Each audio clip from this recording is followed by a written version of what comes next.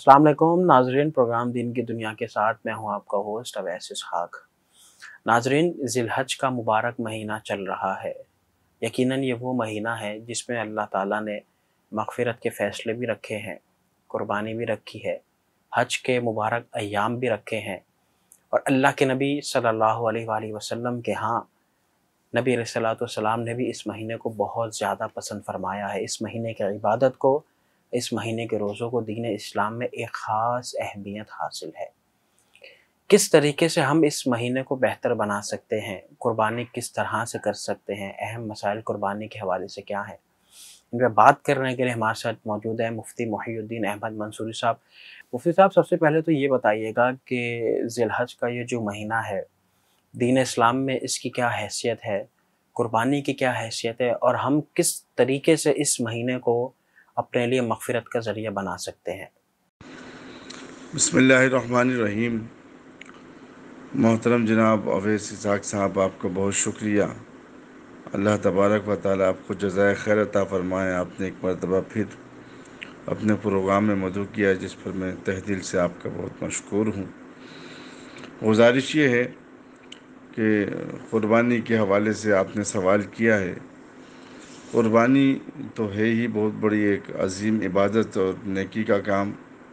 और साथ में मैं अर्ज़ करता चलूँ कि क़ुरबानी के जो ये अय्याम है, ये जो 10 दिन ज़िलहज्जा के जो 10 दिन के अय्याम हैं, अल्लाह तबारक व तआला के नज़दीक इंतहाई फ़जीलत वाले अय्याम हैं। और इस अय्याम में इबादत को इंतहाई अहमियत के हामिल है। अल्लाह के हबीब सल्लल्लाहु अलैहि वसल्लम फरमाते हैं कि अगर इन 10 दिनों में किसी ने रोज़ा रख लिया तो उसके 1 साल गुज़िश्ता और 1 साल आइंदा रोज़ों का उनको नेकी अता किया जाएगा।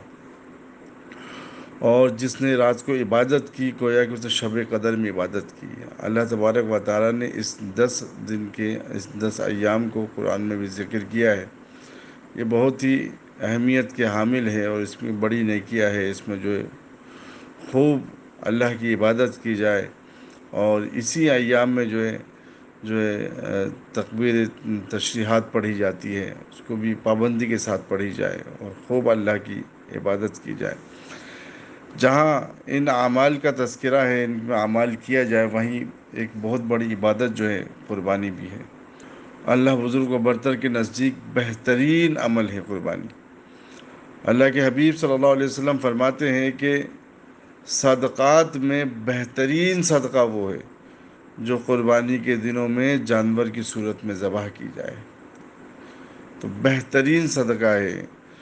और कुर्बानी करना एक बाकायदा एक सुन्नत है, और एक सिर्फ मामूली सुन्नत नहीं है बल्कि वाजिब है। सुन्नत तो हम नहीं कहेंगे, इसको वाजिब कहेंगे। और इसके वाजिब होने के लिए यही दलील काफ़ी है कि अल्लाह के हबीब सरवर कौनैन शाफ़ी महशर साकी कौसर रहमतुल लिल आलमीन सल्लल्लाहु अलैहि वसल्लम जब मक्कतुल मुकर्रमा से मदीनतुल मुनव्वरा की तरफ हिजरत फरमाई, और जिस साल हिजरत फरमाई उस साल से लेकर आखिरी साल तक मुसलसल आप कुर्बानी करते हो। किसी साल भी कुर्बानी को आपने तर्क नहीं किया। मुफ्ती साहब, ये भी बताइएगा कि बहुत से लोग ये सवाल पूछते हैं कि कुर्बानी तो फ़र्ज़ नहीं है, कुर्बानी वाजिब है, और यही एक बड़ी वजह है कि हमारा बहुत सा तबका कुर्बानी नहीं करता, क्योंकि वो इसको फ़र्ज़ नहीं समझता। वो समझता है कि ये सुन्नत हैं, करें तो सवाब है, ना करें तो कोई गुनाह नहीं है। तो इस हवाले से बताइएगा कि कुर्बानी आया फ़र्ज़ है, सुन्नत है, वाजिब है, करनी चाहिए, या फिर अगर ना करें तो उस ना करने की शराइत क्या है? जी इसाक भाई, जी बिल्कुल। जिस कुर्बानी करना फ़र्ज़ नहीं, वाजिब तो है बिल्कुल, और बिल्कुल वाजिब है। इसको इनकार, जिसको अल्लाह ने तौफीक दी है और जो साहिब इस्तिदात है, उस पर कुर्बानी करना वाजिब है। मुफ्ती साहब, ये भी बताइएगा कि हमारे माशरे में मर्द तो कुर्बानी करते हैं, जोश व खरोश के साथ करते हैं, तो क्या यही कुर्बानी का हुक्म ख़वातीन के लिए भी है, या ख़वातीन कुर्बानी नहीं कर सकती शरीयत की रूह से? जवेज़ भाई, जिस तरीके से मर्दों पर कुर्बानी करना वाजिब है अगर उसको साहिब इस्तिदात है, तो इसी तरीके से अगर कोई ख़वातीन साहिब इस्तिदात हैं और ख़वातीन जो है वो मालदार हैं, تو اس پر بھی ہو بہو ویسے ہی واجب ہے جیسے کہ مرد پر واجب، کیونکہ ایک باقاعدہ عبادت ہے، اور عبادت دونوں کے لیے ہوتی ہے، عبادت انسانوں کے لیے، انسان چاہے مرد ہو عورت ہو جو بھی ہو، تو وہ بالکل اس پر جو ہے مسلمان ہونا شرط ہے بس، اور مسلمان ہو مالدار ہو بس اس پہ قربانی واجب ہے، چاہے وہ مرد ہو یا خواتین ہو۔ بلکہ خواتین تو اگر خود اپنے ہاتھ سے ذبح کرے تو یہ بھی جائز ہے کہ وہ جانور کو خود اپنے ہاتھ سے ذبح کرے، اور بہترین عمل بھی یہ ہے کہ اللہ کی وحدانیت کا اقرار کرتے ہوئے اللہ کو خوش کرنے کی نیت سے جو ہے آدمی خود اپنے جانور ذبح کرے۔ مفتی صاحب یہ بھی بتائیے گا کہ ہمارے معاشرے میں اور سوشل میڈیا پہ یہ بحث بہت زیادہ زور پکڑ رہی ہے کہ جس میں اہل علم طبقہ یہ کہتا ہے کہ ہم قربانی نہیں کریں گے یا پھر قربانی کے پیسے کم کر دیں گے، اور دوسری طرف ہم پیسوں کو خرچ کریں گے جس میں یتیموں کی مدد ہے، بیواؤں کی مدد ہے، اور سوشل کام ہم زیادہ کریں گے، اور قربانی کو ہم نہیں کریں گے یا پھر کریں گے تو کم پیسوں سے کریں گے۔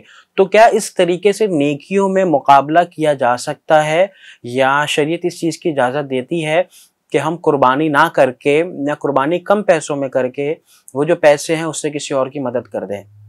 آپ علیہ الصلوۃ والسلام نے اپنی بیٹی صاحبزادی حضرت فاطمہ رضی اللہ تعالی عنہ سے فرمایا کہ بیٹی جب قربانی کے جانور ذبح کرو اپنی یا ذبح ہو تو اس وقت آپ وہاں موجود رہیں، کیونکہ قربانی کے خون کے قطرے زمین پہ گرنے سے پہلے اللہ تبارک و تعالی مغفرت کا فیصلہ فرماتے ہیں۔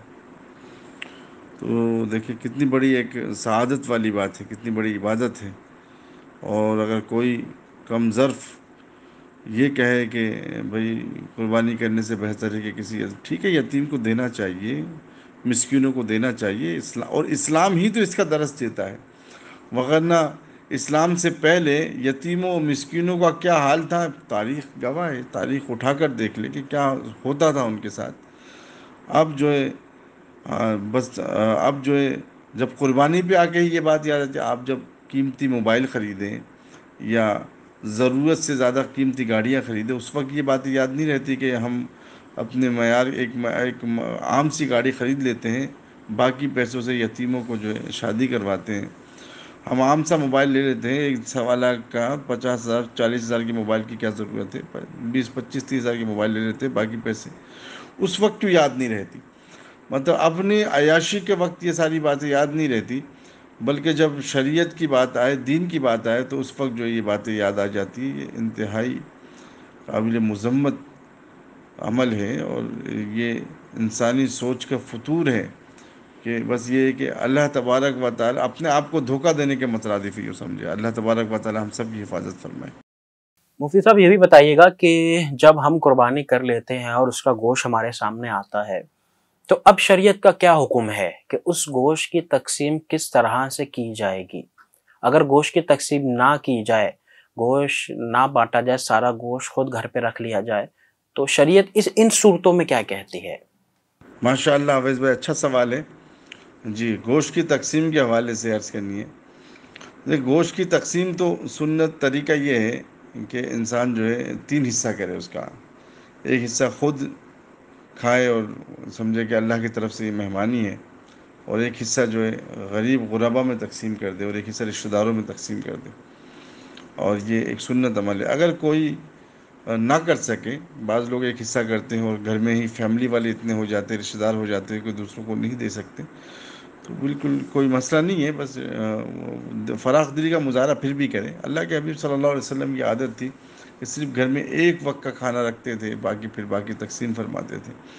تو یہ جذبہ تو ہونی چاہیے، اگر کسی کوئی مجبور ہے تو پھر کوئی ضرورت نہیں۔ ابھی بعض حضرات ایسے ہوتے ہیں کہ ماشاءاللہ 3 بیل لے کے آتے ہیں، بڑے بڑے جانور ہوتی ہیں ان کی، اور فریج ایک کے بعد دو کے بعد 3 فریج بھرتے ہیں، اور پھر مگر ان کے پڑوسی جو وہاں بھوکے ہیں یا محلے میں جو غریب غربا ہے ان کا بالکل دھیان نہیں رکھتے، تو پھر قربانی تو ہو جائے گی، پر اس کی ملامت اپنی جگہ پر باقی ہے کہ اس نے انصاف کا تقاضے پورے نہیں کیے، کیونکہ صرف مسلمان ہونے کی ہمارا مذہب اس چیز کی دعوت دیتا ہے کہ صرف خود اپنے آپ کو نہ دیکھیں بلکہ معاشرے کو لے کر چلے، اور معاشرے کے غریب غربا کا خیال رکھا جائے، معاشرے میں پھنسے ہوئے طبقے کا خیال رکھا جائے، معاشرے میں غریب اور مسکینوں کا خیال رکھا جائے، ان کی داد رسی کی جائے، ان کے ساتھ بہت سے لوگ ہوتے ہیں، ہم شہروں میں تو اتنا وہ نہیں ہے کہ الحمدللہ شہروں میں اگر کوئی کم ظرف ایسا ہو کہ جو بالکل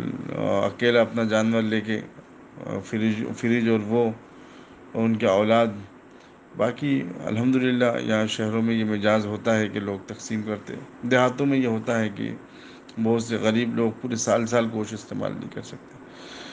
تو بالکل یہ ہے کہ اگر واقعی ضرورت ہے اور گھر میں ضرورت ہے ان کی، اپنی گھر کے اتنے مہمان اور اتنے لوگ ہیں کہ وہ باہر تقسیم کرنے سے گھر میں مکمل نہیں ہو سکتا، تو پھر تو گنجائش ہے۔ اگر نہ ہے تو پھر اس کو تقسیم کرنی چاہیے، اگر نہ بھی کرے تو کوئی قباحت نہیں ہے۔ قباحت مطلب یہ ہے کہ گناہ نہیں ہے۔ مفتی صاحب آخری 2 سوال میں آپ سے کروں گا۔ سب سے پہلے تو یہ بتائیے گا کہ اگر فیملی میں قربانی ہمارے بڑے کر رہے ہیں تو کیا ایک قربانی پوری فیملی کی طرف سے ادا ہو جائے گی یا پھر اس میں بھی ہمیں حصوں کو مخصوص کرنا ہوگا؟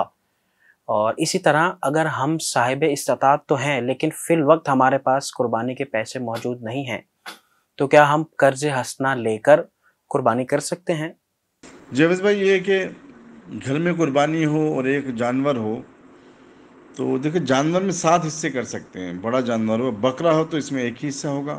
اگر بڑا جانور ہے، اونٹ ہے، بیل ہے، بھینس ہے، تو اس میں جو 7 حصے کر سکتے ہیں آپ کی مرضی ہے کہ اس کو 3 کرے، 2 کرے، 4 کرے، 5 کرے، 6 کرے، 7 کرے، جتنے حصے آپ کرنا چاہیں بالکل اس کو کر سکتے ہیں۔ 7 حصے آپ کر سکتے ہیں اس کے، اور 7 حصے سے اوپر نہیں کر سکتے۔ اور یہ ہے کہ اس میں یہ ہے کہ آپ اپنے فیملی میں جو صاحب استعداد ہیں ان کا نام دے سکتے ہیں، بچوں کا نام دے سکتے ہیں، مرحومین کا نام بھی دے سکتے ہیں۔ مرحومین کے نام پہ بھی قربانی ہو سکتی ہے۔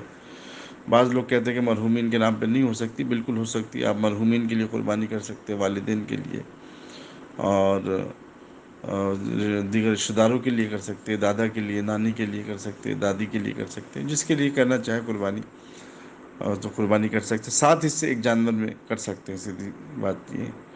قرض لے کر قربانی کر سکتے ہیں کہ نہیں، اس میں 2 صورتیں میں نے کہا کہ اگر کوئی صاحب استطاعت ہے، یعنی جس پر زکوٰۃ واجب ہے اس پر قربانی بھی واجب ہے۔